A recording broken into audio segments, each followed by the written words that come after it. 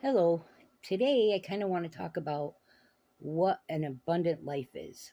Um, we're kind of seeing in the news a lot about Sean Diddy Combs and his sex racketeering charges and the stuff that's going on there. And the question comes to mind, is his life abundant or is it empty? I was watching last night uh, on Law and Crime, one of the lawyers talking about it, and it was said that he was asked why he didn't just settle with Cassie before all this stuff came out, and that would have years ago, and that would have prevented all this stuff from coming out in court even happening.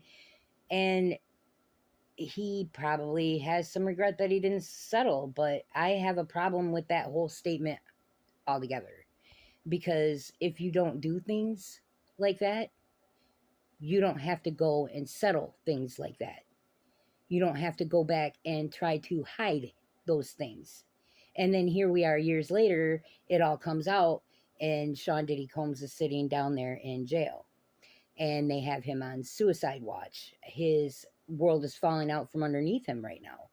He is not allowed to give just a $50,000 bail and go sit at home and do all that. He's been considered a giant for a long time. And my personal opinion is I never understood why he was considered a role model or put up the way he was. I knew about the shootings in 99, and I did not totally buy that the other guy was not involved. And there's always been rumors about his involvement with Tupac Shakur's death. And this whole thing here, there's the whole gangster theme that he presented is not wholesome, but it took him way up there in fame, and he got lots of money and lots of control. The rumor is that one of his handlers is somebody that handled Michael Jackson. And we start to look at stars and feel like, wow, they have all this great stuff, but then Michael Jackson was virtually deemed penniless when he died. And there wasn't a lot left for his kids after all the fighting that took place in Hollywood and all this stuff come up. There's a lot being said about that. And I wonder, is that an abundant life? I know a lot of people who have to once or twice a month call their friends and say, hey, we have this, this, and this in our cupboard. Do you have anything that we can put with it and make a meal, and then combine two houses to make a meal that feeds more than one home? And it puts together, yeah, it's a little bit of sadness that you have to do something like that. And not everybody has the fortune of finding people that are willing to pull together resources. So sometimes these things don't happen, but sometimes they do. And people who are rich don't know the fellowship that you gain by doing something like that. They'll host an event, they'll buy all the food. They don't understand what it is to have to rely on somebody else to help make something work for a group of people, two groups into one. That's the power of God. And yeah, there wasn't a lot of food in the cupboard, but the friendship that comes up, the time that you spend together, the laughter, those ties stay. And every month you repeat something like that. I have done that for years with people. I'll call people, I have this, this, and this. You want to do dinner?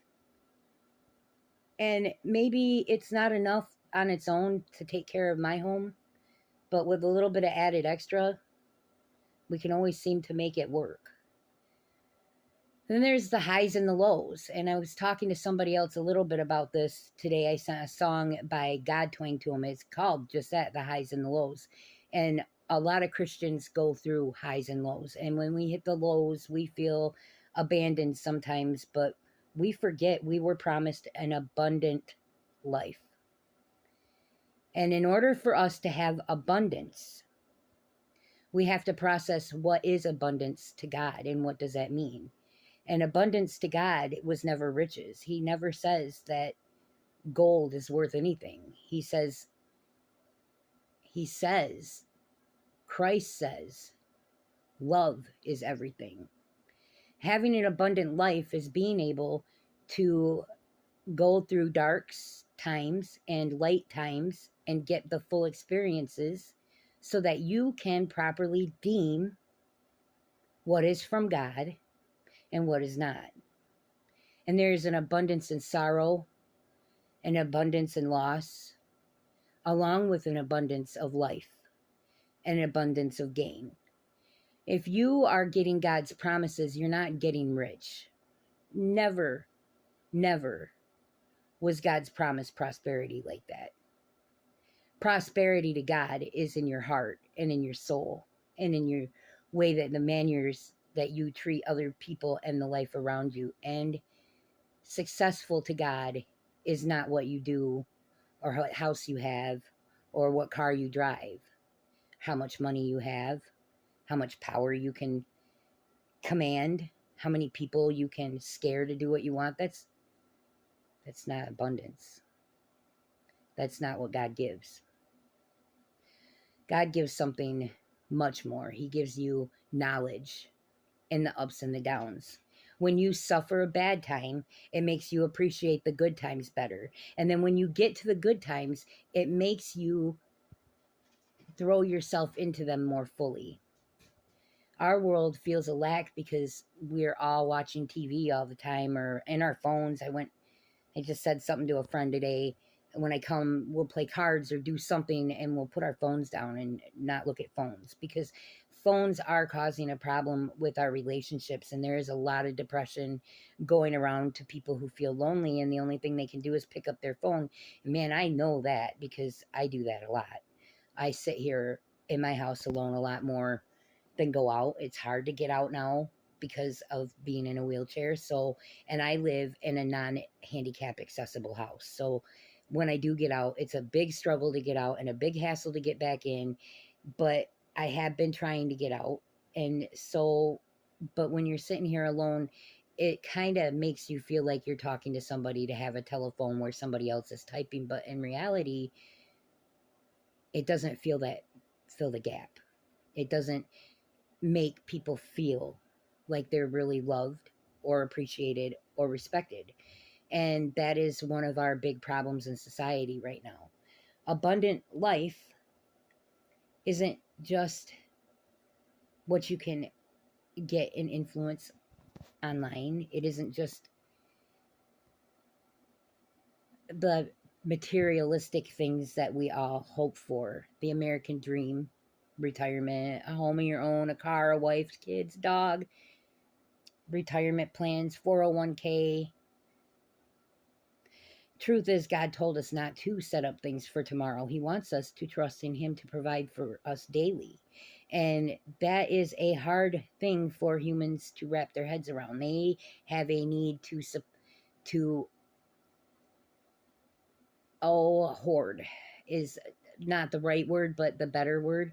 They have emergency supplies of foods for in case of fallouts, or they have stock cupboards, and sometimes they throw away a lot because they never eat it, but they have to have it there.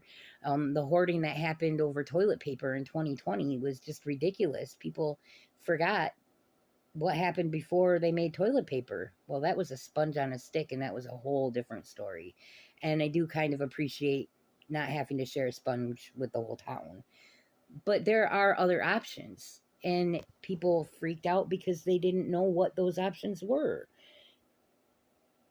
But abundant life being lived would have given you knowledge to find another answer instead of just be stuck on what the limiteds are in our society. It may sound a little odd, but my mind has been a lot on it. There was an abundance of baby oil in that house, 1,000 bottles for debauchery. But go in that jail cell right now and ask Diddy how fulfilled his heart is. And you're not going to get anything but hurt. And I feel that Diddy has come to a beautiful spot right now. Whether or not he takes advantage of it and takes it serious is a whole different story. But where do you find Christ? You find Christ in the rock bottom. And he is in rock bottom right now. That's why they're worried about suicide. Epstein hit rock bottom. He took his own life. He didn't make it through. Well, solitary confinement does a lot to people's minds, and I've been chewing a lot on that because of Carly Gregg's case as it is. And I have more to say about that, but I haven't quite made everything come together the way I want it to. I got distracted when I noticed Diddy and his abundant life not being as abundant as people think.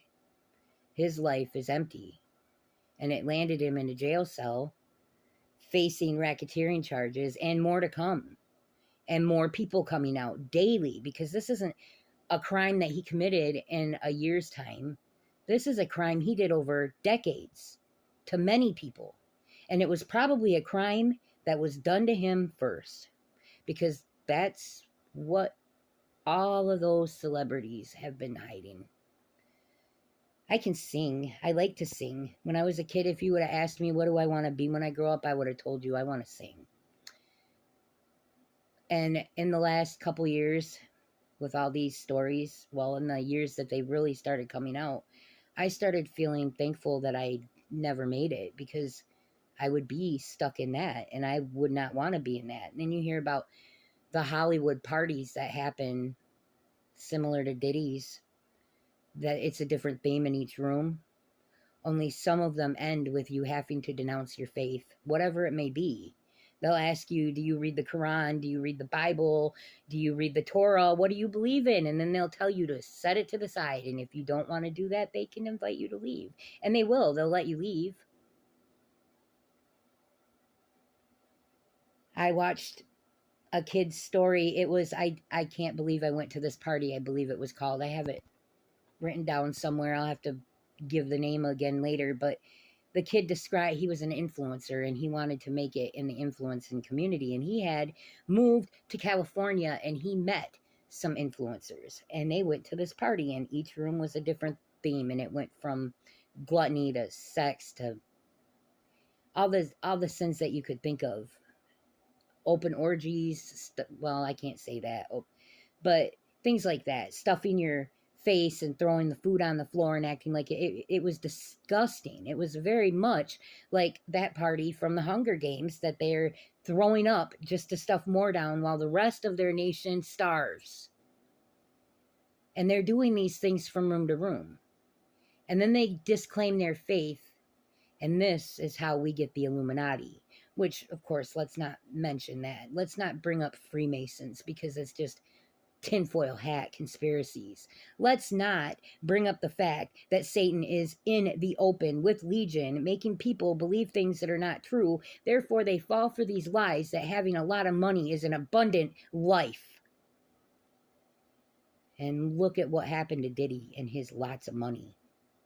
He's not going to have a lot of money by the time they get done charging him, because all these people are going to get their share, and he's going to have to pay fines and fees and court costs and lawyers. And by the time it's all said and done, his name is ruined.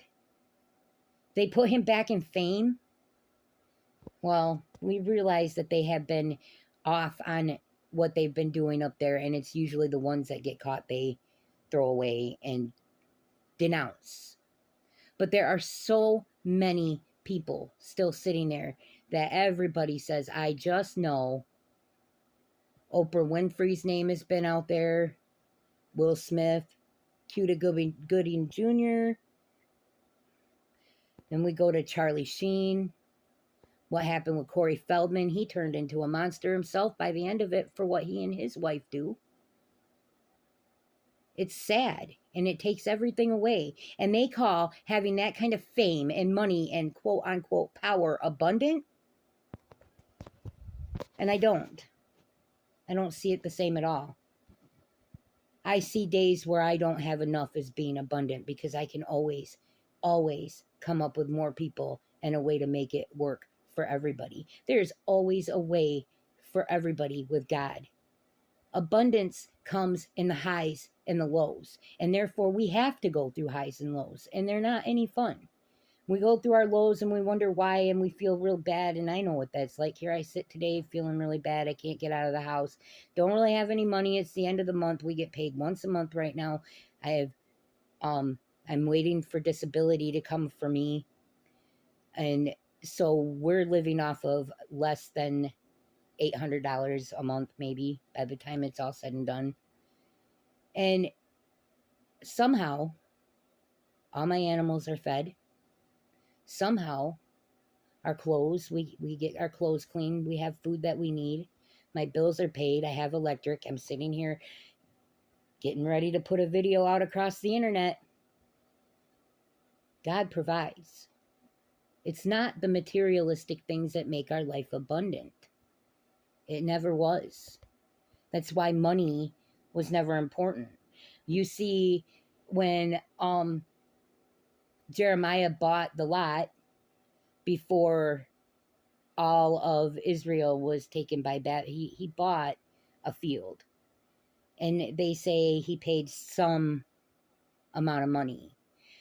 Abraham, the he wanted a field to bury his wife in when Sarai died, and the man offered to give it to him, and Abraham said, no, I will pay you for it. But it was a sum of money that was fair. It was never, money's never been given an exact price. There's even a story in the New Testament where Peter comes in and says, Jesus, they are asking us to pay taxes. They were in a town, and Christ says, yeah, he sums it up. Do you make more money taking money from the people who are always here, or by taxing the people who come from elsewhere? And it made sense. And he said, well, go out and catch a fish, and the first fish you catch, there will be a piece of money in its mouth. And this is the miracle of God. Money is unimportant. Money doesn't matter. Money is what everybody tries to get and thinks is what makes their life abundance, because you can buy things with it. But God can provide the same things for you without you even having to buy anything if you just rely on him. The things that you want, the things that you need, he always comes through with. He always finds a way. There's always an answer. It might not be exactly what you want, and it might not be the exact route you would have taken to get it. But if it's your need, you get it. But the beautiful thing about God is he doesn't just go for your needs. He goes for the desires of your heart. So he knows what you want in your heart too. And in time, he provides those things for you as well. As now I can think of things that I want, but I can also think back to times where I wanted what I have right now. And we can all do that. Is this an abundant life? Knowing that everything's going to be provided, so that just gives you the opportunity to live, to go out and experience things, talk to people, meet people. What makes a person powerful? Is it their ability to buy their way through things? Or is it the ability to influence people? There's a lot that goes on in my mind here. There's good and bad in it all, because so many people have taken the good things and turned them to bad. They go out and they force people to do things. And one of the things that is big here is that there's a lot of bribery and blackmail. And that seems to be the way it always is. Oh, you can go do what you want, but the minute you go out, I'm going to let everybody know you did this, this, and this.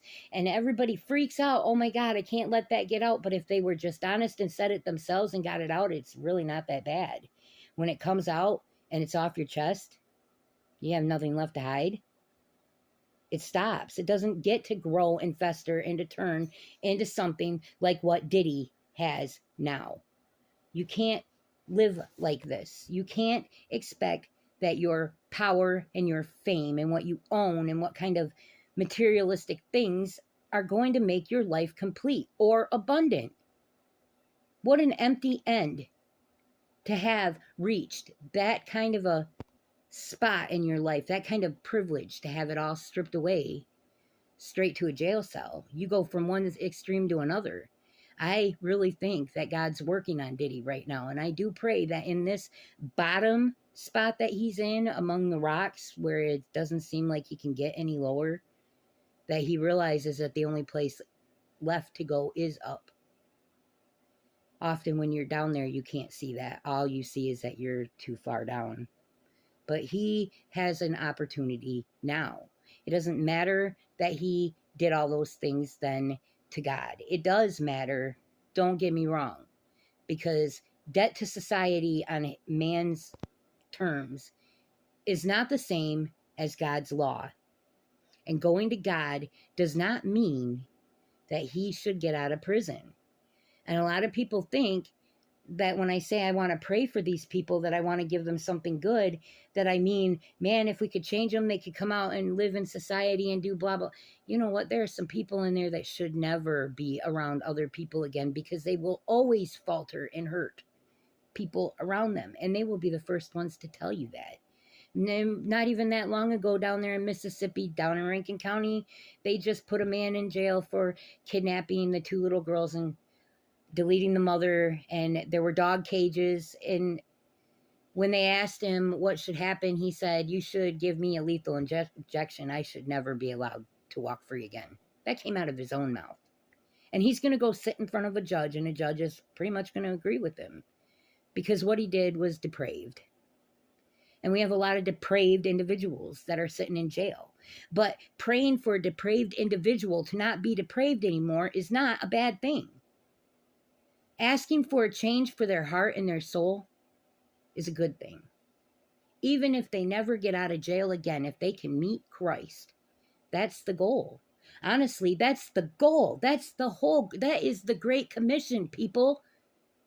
We're supposed to be taking these people who are fallen away to find Christ and climb out of the pit.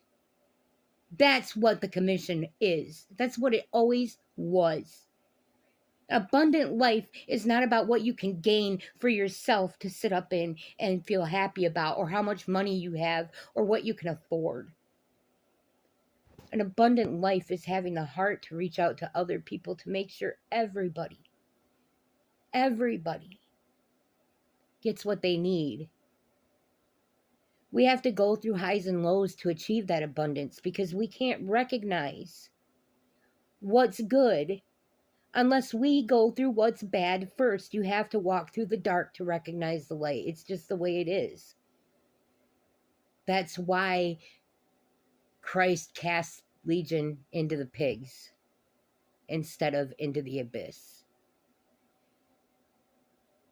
There's a period of 1,000 years that is foretold in the Bible that will be complete happiness, no Satan around.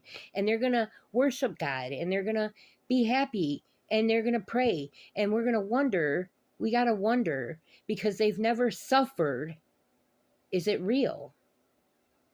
The first time that they faced some kind of affliction, are they going to stand on what they profess when they walk in goodness and happiness all the time and have to face hardships for the first time? Are they going to stand firm on their belief in God?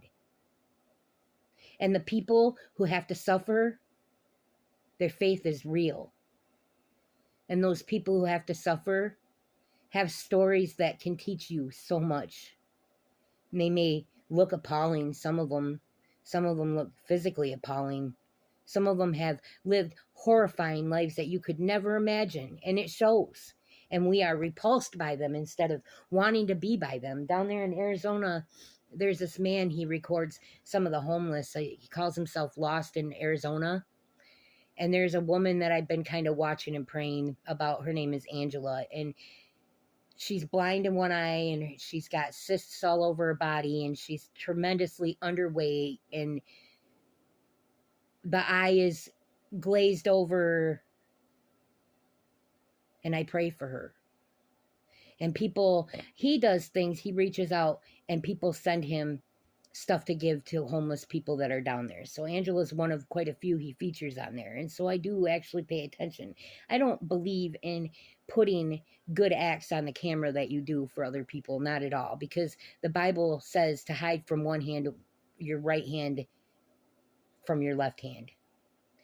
And it says that when you look for thanks for the good things that you do, that is your reward.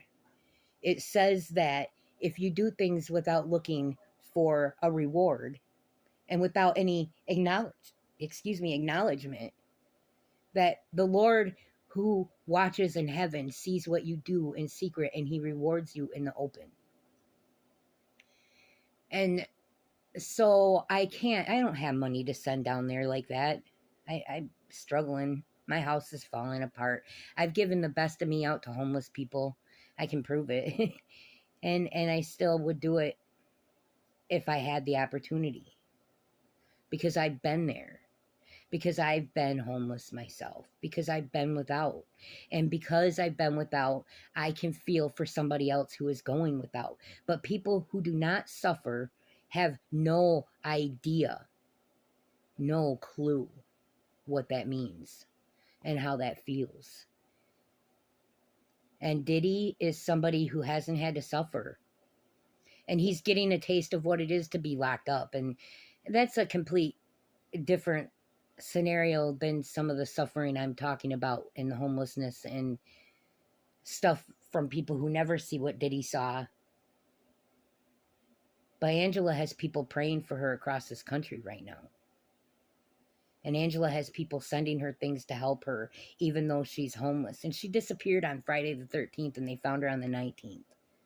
And they were worried. They got her to go to the hospital for the first time in years, and she walked out because, well, you got to realize when you feel that small and feel that worthless, that you don't feel like they're going to find time to fix you, that they're just going to push you away. I see God working in this man's videos. And Angela has a bit more abundance than what Diddy has right now. Angela has people praying for her, and therefore God is on her side. And Diddy is being hated by everybody right now. And everybody's coming out with a lawsuit against him. And he's got to be realizing and feeling so broken. So instead of hating him, like, because he did do evil and what he did was despicable, I'm going to stand by what I've been saying. We need to pray for him, just like we need to pray for them all. Because it isn't about making him good enough for society anymore. It's about taking a broken soul and giving it to God and letting God make a miracle happen. That's why we shouldn't want to kill them all off, just putting their blood on our hands. That's all we do with the death penalty, is put the blame on innocent people. We make more offenders. And they go home and they think that they're not offenders, but they are, because what they did was the same thing. Taking a life for a life is not justified. It's not justice. It's two wrongs, and it never comes out right. Instead of one life wrongfully taken, now we have two. When we could have taken the one that took a life and changed a heart and made a miracle. And that's what they did with Tex Watson. And that's what happened with quite a few people. Quite a few, I think at least two of the people that were involved in the Manson slaughters have come to Christ. And people don't believe that it's real. Of course not. When they paroled Leslie, I think her name was, not that long ago, or whatever, or summer, I have to look up the names again, but they just recently paroled her. There were people angry about that. Well, if they come out of prison and they are changed and they have served their time, there's nothing you can really do. And one of the blessings that you could look to is the fact that she found God, so that we're not releasing the same monster back onto the streets that they put in there when they put her there. Because quite frankly, they say there's therapy, but they don't give that to them in prison. Carly Gregg right now is about to go through a nightmare. They don't offer therapy for 15-year-olds that get put in prison. There's a kid, I just watched his story, Ryan Oust. He was 15 when he killed both his parents. And his lawyer said, we'll get you mental institution and you'll get therapy and you'll get help. Well, no, that didn't happen. At 15 years old, he went to prison. And at 15 years old, the realities of prison got put in his face. And at 15 years old, he didn't get therapy from then on. He said in his documentary that therapy never happened in there. That it was people who knew God and came and talked to them that would introduce him to better ways. Finding God in jail is a blessing for many people, and I hope that Diddy does, because there is a lot of Legion in there. There is a lot of Legion that enjoys being Legion in there. There are people like Wade Wilson sitting there saying they'll be happy to laugh on their way through the gates of hell. But there are people who have done horrible things that really regret it and really are remorseful and really come to God. And just because they're in jail, that doesn't mean we have the right to keep that from them. Because in the end, you're not talking about a lifetime in jail. You're talking about an eternity in hell. A good heart doesn't want anybody to face that, because we realize what that is. That pit was designed for the fallen angels, not for humans. And we have so many humans that are confused because of all these lies that Legion's put out there. And I say Legion, when I say that, I mean them all. The Watchers, Satan, all of them. Every one of them that ever fell from heaven. Because you have to remember, angels aren't perfect. If they were perfect, we wouldn't have stories like Lucifer or the Watchers in the Bible. We know there's many more times that they disobeyed God, that they have a choice just like we do, and they can choose to stay or they can fall. And when they fall, they come here. And they think that they're better than us or stronger than us because they once were angels, but once they are stripped of that heavenly divine power, they are less than human. We're favored. We were created in God's image and we're born to carry on a legacy. And they are not. And they like to watch us fail. And so they lie to us, and they convince people like Sean Diddy Combs that abundance comes in fame and power and money. Well, fame only brings attention to yourself. It doesn't glorify God. Power is superficial because obviously he doesn't have as much power as he thought. They put him in jail. Money goes away. God said to the rich man, when the rich man said, "Can I follow you?" He said, "Well, sure. What can I do to follow you?" He said to him, "Go and sell all your possessions and give all your money to the poor and follow me." And that rich man could not bring himself to sell his possessions. He could not bring himself to do that. And he went home and he never followed God. And that is what you have in Hollywood, are the people who put the possessions and the money before God without realizing that God has power over everything. With God, you don't need money. He unlocks the doors for you in ways you could never imagine. What is an abundant life? I'll tell you what, I think even though I haven't had a lot of money, well, I have had a good share of it sent my way, but I've been homeless. I've been in a home. I've gone hungry. I've had so much I couldn't eat it all. I've had really nice clothes. I've had really bad clothes. I've had cars. I've had bicycles. I've had to walk.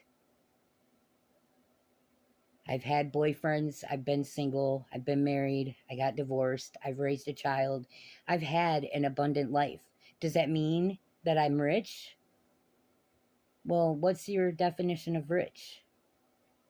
Because by God's definition of abundant life, I've had an abundant life enough to be able to recognize the truths that would otherwise be hidden to me in the Bible. There are a lot of things that you can't understand unless you go through a point of brokenness. And to be able to say that you have an abundant life, you have to come back with the knowledge, not the money, the knowledge that God has in life for you. He has a lesson in every up and in every down. He has a meaning to everything. There is a greater good to everything that happens, and it all comes together to form something beautiful. So tonight, pray. I always pray. But pray that God open your heart to see outside the box about abundant and what it really means. Maybe some of these things that you are suffering through is part of the abundance that He has gifted you with, and you just haven't made it to the point to realize the benefit yet. A sword doesn't become strong by being forged, just formed in a mold. It gets formed in a mold and it goes through a process. It gets put in fire and heated red hot, then beaten with a hammer and dunked into cold water, and repeat, repeat, repeat until the steel becomes hard. And that is what God does to you when He lets you suffer hardships. It isn't a punishment, He's refining you. You can't be refined if you can't go through darkness. And abundant comes from being widely experienced, not just in certain spots. So I just wanted to share those thoughts. Maybe it's rambling, maybe it's not, maybe it's helped you, but God bless you and have a good day.